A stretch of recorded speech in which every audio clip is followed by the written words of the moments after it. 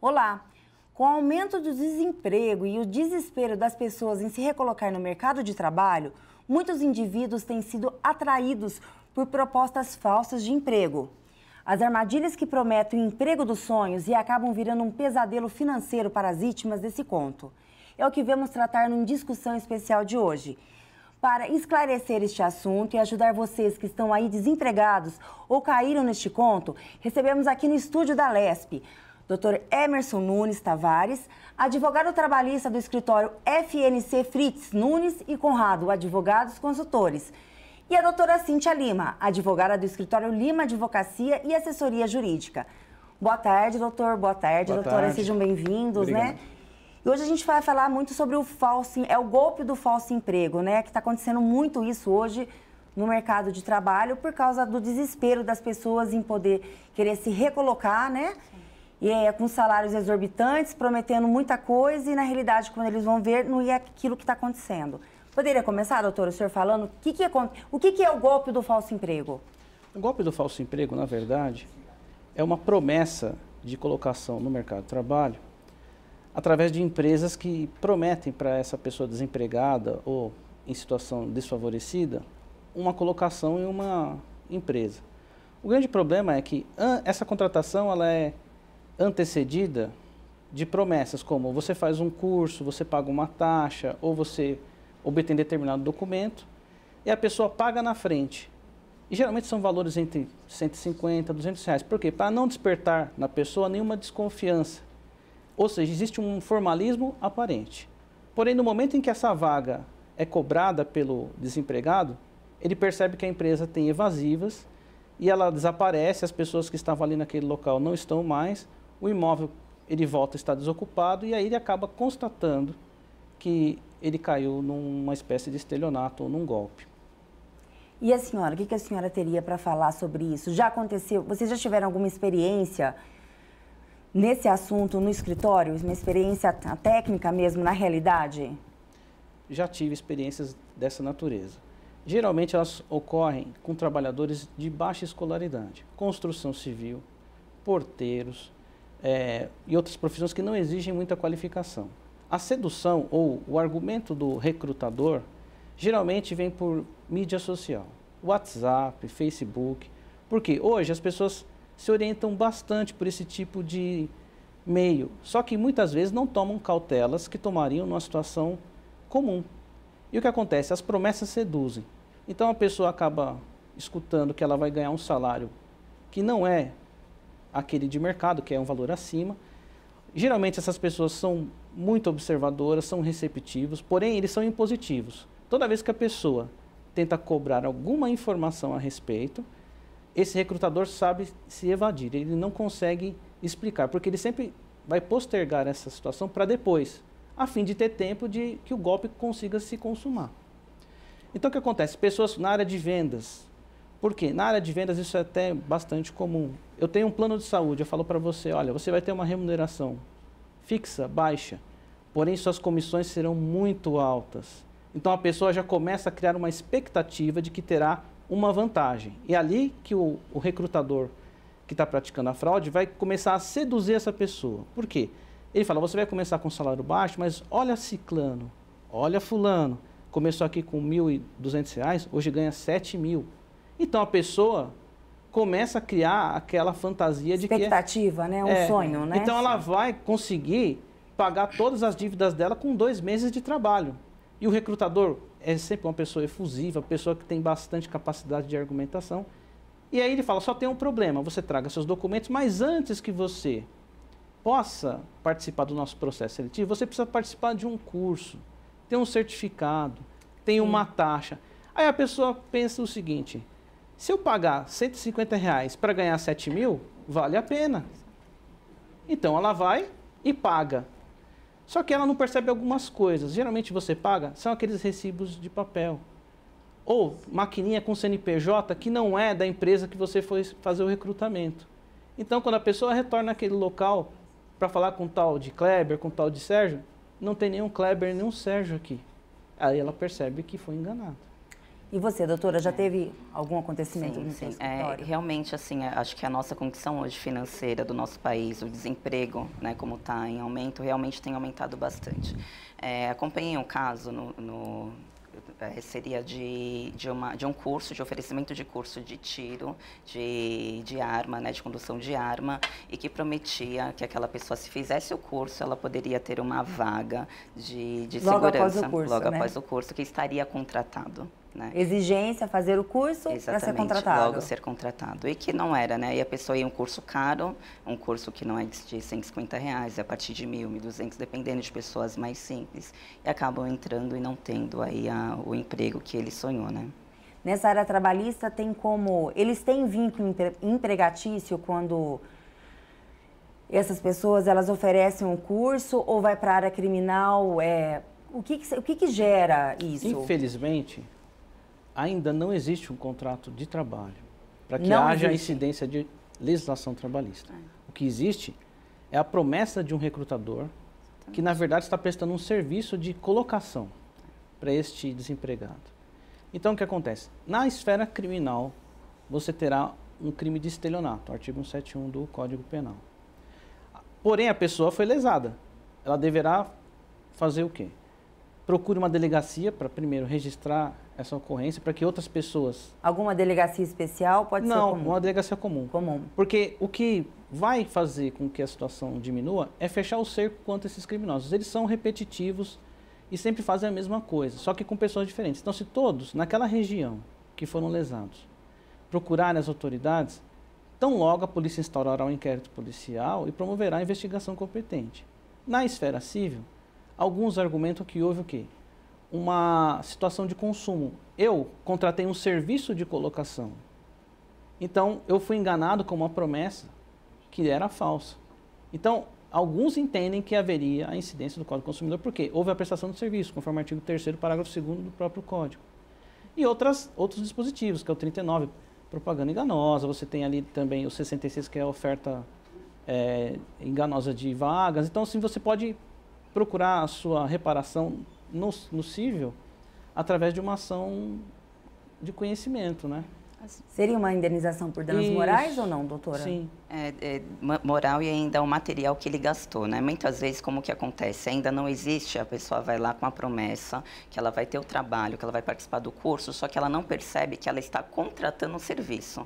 E às vezes até ela recebe um contrato de prestação de serviço, que ela está fazendo aquele curso para que o objeto do trabalho é aquele curso, que o objeto do contrato é o curso. Só que na conversa, na prática, o que foi falado para ela que ela ia fazer o curso e que ela ia ter o trabalho e que não teve. Então, realmente, o que existe aí é um contrato civil e não de trabalho do consumidor, como o doutor falou, onde ela pode aí ter a condenação criminal, procurar a justiça criminal e também o civil para ser reparada. Vocês já tiveram experiências ou já viram? Alguém já teve êxito nisso ou não? Vamos lá. A situação é complicada e depende de cada caso. E eu vou explicar por quê. Sim. Às vezes, os dados da empresa são reais, só que são laranjas. E os endereços são geralmente em locais que não condizem com nada comercial. Em locais afastados, às vezes municípios fora de São Paulo. Então, é muito difícil o consumidor, às vezes, promover a ação judicial, porque há necessidade da citação. Então, quanto mais difícil for a localização de endereços, o juiz vai cobrar do autor, que seria aí a pessoa lesada, a indicação de endereço para a ação para poder andar. E, às vezes, o pior acontece. E o que seria o pior? O CPF é falso, o nome é falso, o CNPJ é falso, o endereço é falso. Então, você não tem nem contra quem fazer a ação. Porque todos os dados que estão disponíveis para consulta em junta comercial, Receita Federal foram manipulados. Esses órgãos, às vezes, não fazem a conferência da validade ou idoneidade dessas informações e elas só serão verificadas quando o problema acontece. Só que aí já é tarde demais. Está tudo consumado e você só tem informações falsas na sua mão. É estelionato. Estelionato. Na sua experiência, doutora, o que você falaria para o telespectador para evitar esse tipo de acontecimento, né? Seria mais uma prevenção. Sim. É importante a pessoa que está procurando emprego saber que uma empresa idônea, ela não vai cobrar para que a pessoa participe de uma seleção de vaga, porque não faz sentido. Né? E principalmente dependendo da profissão, dependendo assim do cargo. Né? Existem, claro, eu trabalho com uma empresa, com um hospital, e para um determinado público, eles pagam para fazer um estágio, mas assim, é uma coisa mais complexa, algo mais diferenciado, vamos dizer assim. Agora, um cargo, um trabalho que seja de mais corriqueiro, uma empresa idônea ela não vai cobrar. Né, para que a pessoa participe de uma vaga, de uma seleção de vaga. Né? Até porque a empresa, ela quer, quanto mais pessoas para ela avaliar currículo, qualificação, o jeito da pessoa, para ela melhor. Né? Eu estava lendo também sobre isso, né, que hoje acontece muito, eles procuram, né, eles vão atrás do telefone, o WhatsApp, convidando a pessoa a comparecer e a oferecer salários a orientação diferenciados. Que eu dou é a seguinte, tenha calma. As pessoas tropeçam porque elas têm uma ansiedade, às vezes nem desespero. Não tenha medo de perder uma vaga que não existe. Desconfie de tudo que seja muito informal. Por quê? Na verdade, você está caindo num golpe. Então, existem sites oficiais conhecidos que são consultados para vagas de emprego. Estágio, CIEE, os sindicatos têm muitas coisas sobre Centro do Trabalhador. Por quê? Aquela entidade se responsabiliza pela idoneidade da vaga e fiscaliza muitas vezes esse processo seletivo. O que às vezes acontece, a pessoa tenta afogar esse processo seletivo ou deixar ele de lado, só que aquilo é uma segurança jurídica para ela. Quando você verificar que esse processo seletivo é muito precário, desconfie, não pague nada, não assine nada, porque tem outro problema. Tem gente que assina, às vezes, um documento, assinei um papel, você assinou uma nota promissória, você assinou uma duplicata, aí de repente essa duplicata ou promissória vai para um cartório, você fica protestado e com o nome negativado por algo que você sequer obteve. Ou seja, aí já é uma outra dor de cabeça para a pessoa. Então não assine nada. Se você não tiver certeza, não tenha medo, tenha calma. E outra coisa, nós temos em nossas mãos hoje a internet. Pesquise, desconfie. Porque às vezes você pega na internet, coloca o nome da empresa e já aparece milhares de reclamações contra aquele mesmo golpe que você está prestes a cair. O problema das pessoas é prestar muita fé ao que o recrutador está falando, sendo que ele nem conhece aquela pessoa. Mas é que ele alimenta tanta fantasia que ele vai sair do desemprego, que ele deposita nessa confiança, nessa pessoa, uma confiança que nem nos parentes dele ele deposita. E aí é que ele toma o golpe. Uma vez eu atendi uma moça que ela foi recrutada para fazer parte de uma seleção de um pretenso plano odontológico, como se fosse um plano de saúde. Ela iria ganhar o plano. Não, ela ia vender. Se ela vendesse, ela teria até o plano. Mas o que eles falaram? Aqui tem uma sala com 60 pessoas. As 8 primeiras pessoas que trouxerem 4 contratos assinados terão a vaga. Aí o que a pessoa faz? Ela vai em casa, a mãe assina um contrato de R$1.000, o pai um de 1.000. Por quê? Eu vou prometer o seguinte para você, família. Quando eu ganhar meu primeiro salário, eu reponho esse dinheiro. Então todo mundo da família pega o contrato. Aí ele vai lá, tá aqui os contratos, tá aqui R$4.000. Opa, você então vai ser contratado.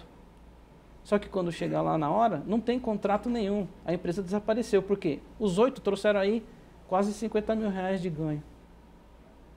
E a pessoa ficou endividada com a família inteira. Por quê?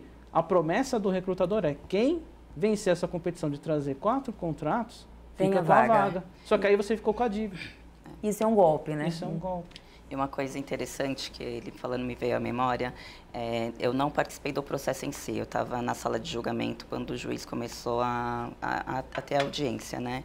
E estava exatamente uma moça, aparentemente uns 20 anos, né, que estava dizendo que ela realmente caiu no golpe do contrato de um curso e que estava oferecendo algo para ela no final. Só que qual foi a análise do juiz? Como é muito importante as pessoas saberem que elas têm responsabilidade pelos atos delas, né? O juiz falou assim, quantos anos você tem? Quantos anos você tinha na época que você assinou? 19 anos, ela respondeu. Você sabe ler? Sei ler. Então o contrato é válido. Entendeu? A responsabilidade das pessoas que estão fazendo, dessa moça que pegou um contrato e deu para a mãe assinar e deu para o pai assinar. com a promessa que se ela vendesse, ela ia ter o trabalho, o juiz também vai falar assim, mas quantos anos você tem? Você sabe ler? Você leu o que você estava fazendo? Né? Porque aí vai da parte da vítima provar, né? Porque existia o plano de saúde, existia o plano odontológico, né, no caso. Então, ele existia registrado, mas não no órgão competente. Para ter plano, tem que estar registrado na ANS. Aí eu tive que fazer uma denúncia anônima na ANS. A ANS foi lá e fechou o lugar. Você conseguiu fechar o lugar? Só que todo mundo desapareceu. Quando eu fiz a consulta dos órgãos competentes sobre os registros, todos falsos. O endereço era em Caieiras, esse escritório dessa empresa de fachada era na Avenida Paulista. Atente que o estelionatário lida muito com a aparência e a formalidade das coisas. Ele coloca geralmente uma recepção bonita, gente atenciosa e simpática para atender. Por quê? Ele precisa de 2 meses para que o golpe dê certo. Então as pessoas vão ali deixando dinheiro ou pagando taxas. Quando ele percebe que atingiu o valor que ele pretendia, ele desaparece sem nenhum critério. Por quê? É tudo falso. Então as pessoas às vezes elas caem nesse golpe porque elas acreditam que todo mundo fala a verdade. Exatamente. Ah, mas tem um papel, eu assinei um papel. Sim, Mas o papel tem um CNPJ falso. Sim. Ou um carimbo falso. Sim. As pessoas são iludidas porque você pega um papel, carimba, faz umas rubricas e uns rabiscos, e as pessoas falam, eu tenho um papel na mão que vale. Não, esse certificado nem é reconhecido pelo MEC, não serve para nada o que você tem na mão. Sim. Aí é que ela fica com depressão, porque ela fala, fui enganada. Aquela questão moral. Mas ela foi enganada porque, de uma certa forma, primeiro, ela não tomou cautelas que qualquer pessoa deve tomar. Preste atenção, não tenha ansiedade, não tema perder vaga de emprego, você talvez seja recolocado por uma empresa séria. Procure empresas sérias, não se iluda com promessas de WhatsApp e de empresas que você vai num local, você começa a desconfiar que ela não está de acordo com a lei. Por exemplo, se uma empresa qualquer deve ter um registro numa entidade oficial, se ela não tiver, já não fique tentando dar explicações, porque o problema das pessoas é ela enxerga o erro e depois quer explicar por que errou. Ela tinha que ter prestado atenção. Então sempre procure órgãos oficiais, porque esses órgãos oficiais é que vão te dar suporte. E mesmo assim, às vezes os órgãos oficiais são enganados por empresas. Os estelionatários às vezes adotam, é o que eu falei para você no começo do papo. A empresa é legal, só que está no nome de um laranja, que mora no Rio Grande do Norte. Que nem sabe que existe essa empresa, sabe. né? De repente, todo mundo sabe, existem locais em São Paulo que os documentos falsos são vendidos. Essas pessoas criam empresas, criam entidades. E não é só empresa, tem associações. Para o trabalhador, no caso desempregado, que está procurando uma vaga de emprego, ele está numa situação que cobrou taxa ou ofereceu curso, ele tem que acender a luzinha amarela. Atenção, tem alguma coisa, e aí levantar a empresa, se é idônea, quanto tempo, e aí se aprofundar no caso da vaga e a empresa que está oferecendo. Mas foi muito bacana a tua postura de ter até conseguido fechar o local, né? Isso é muito bacana. Nessas situações, você tem que agir rapidamente. Por quê? O estelionatário tem um modus operandi, pode assim dizer. O intercrimes, né? Ele é um cidadão que pensa muito rápido. Então, muito inteligente. Ele tem... Por que ele pensa na sua frente? Porque ele já projetou isso aqui há 2 meses, 3 meses atrás. Ele trabalha com isso, né? Ele acorda para então, fazer isso. Ele sabe quem ele vai enganar. E se você pegar as matérias que surgem sobre o assunto, você olha as pessoas que foram enganadas, pessoas muito simples. Eu vi uma matéria sobre pessoas que foram cooptadas para fazer trabalho no exterior. Então, se você não tem passaporte, você não fala outro idioma, sim, você nunca viajou para o exterior, desconfie de alguém que vai falar para você que você vai trabalhar em Portugal, Estados Unidos, vai entrar legalmente, sem visto de trabalho. Aí você vem aqui, faz um curso que não é certificado nem pela Polícia Federal, nem por nenhum órgão, R$1.000, R$2.000, aí eles te dão um certificado bonitinho, impresso na papelaria e na gráfica. Mas aquilo não vale nada, só que aquilo serviu para te convencer a dar o dinheiro que ele pediu, sem que você tivesse nenhuma garantia de que aquele órgão que está dizendo que esse certificado vale existe. Quando a pessoa ela vai fazer, não sei se vocês sabem responder isso, né?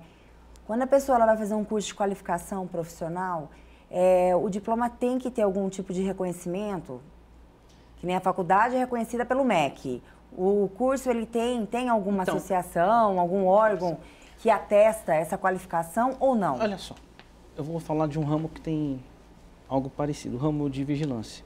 Existem empresas de treinamento em vigilância. Se você tem dúvida sobre a idoneidade de uma empresa, vá ao sindicato e procure alguém que possa te informar quais são os cursos recomendados para essa categoria, por exemplo. Porque aí aquele sindicato provavelmente já trabalha há algum tempo com essas entidades. E as empresas que contratam geralmente vão a esses centros de treinamento buscar empregados. Agora, se você não tem nenhuma informação, cuidado.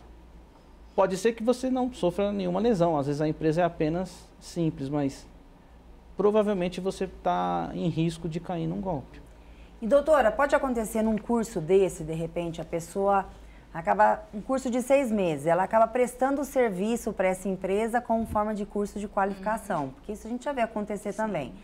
No ramo da moda. Oi? No ramo da moda acontece No ramo muito, da moda principalmente, né? a pessoa não ganha. Sim, vou fazer um book para você, no final você vai ter vai sair, vai fazer uma propaganda na TV. Como fica? Então, ela tem escrito? Não. Né? Então, ela gravou alguma coisa? Ela vai ter que provar na justiça que ela foi enganada. Né? E aí vai depender das provas que ela tiver. Na área trabalhista, as provas são o quê? Real, testemunhal, o que... Assim, na área do trabalho, trabalhista, nós vivemos assim muito, é muito mais simples. Toda a prova é válida no sentido assim, que é mais fácil de produzir, né?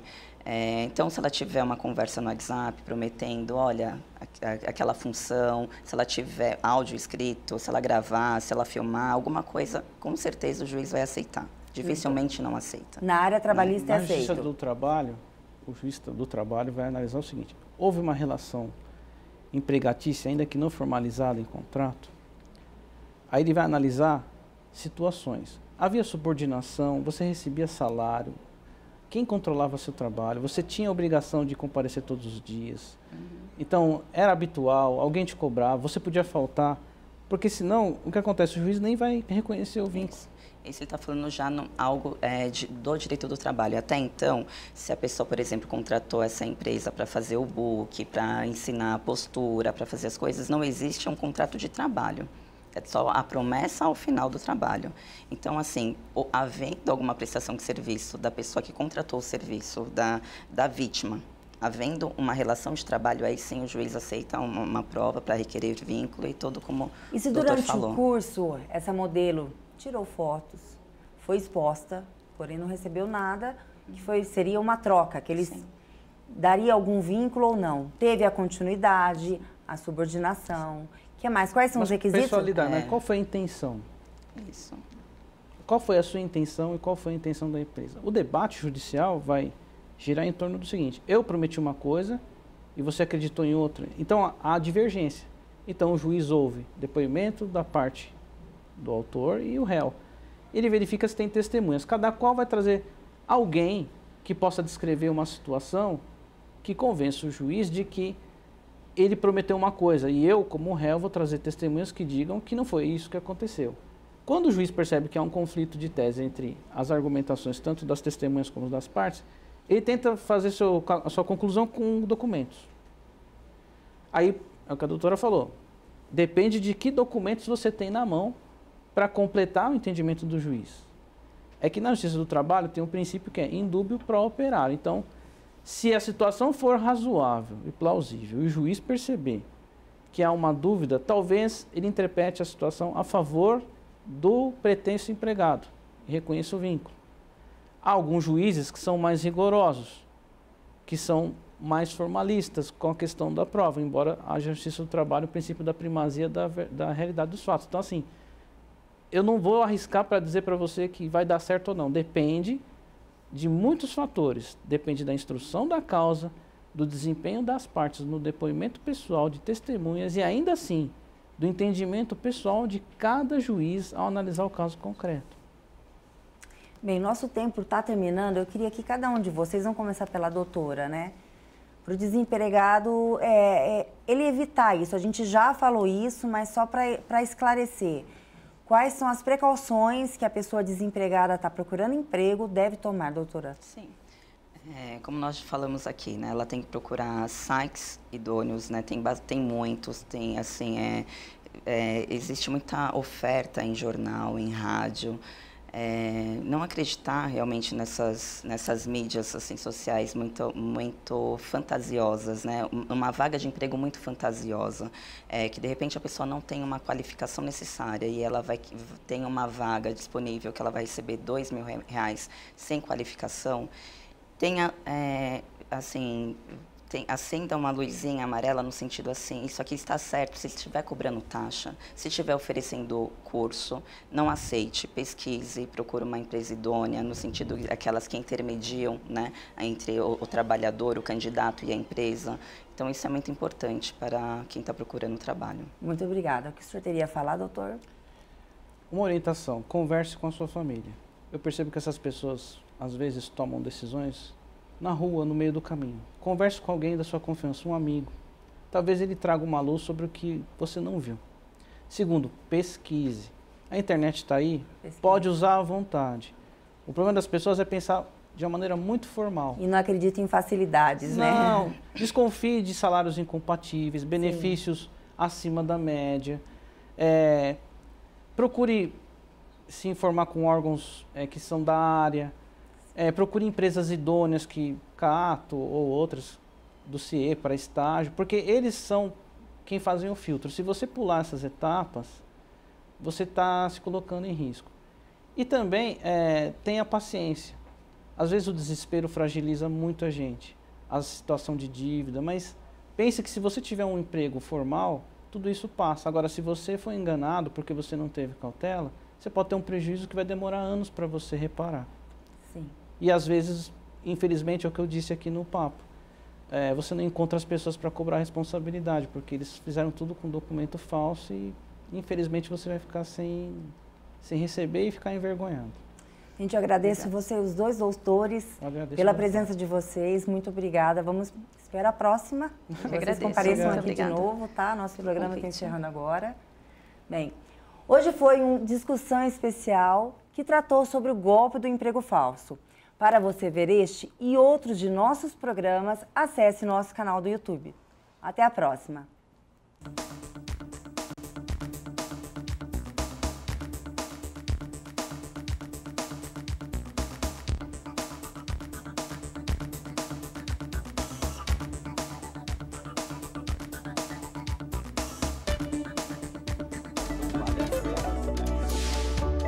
Passou.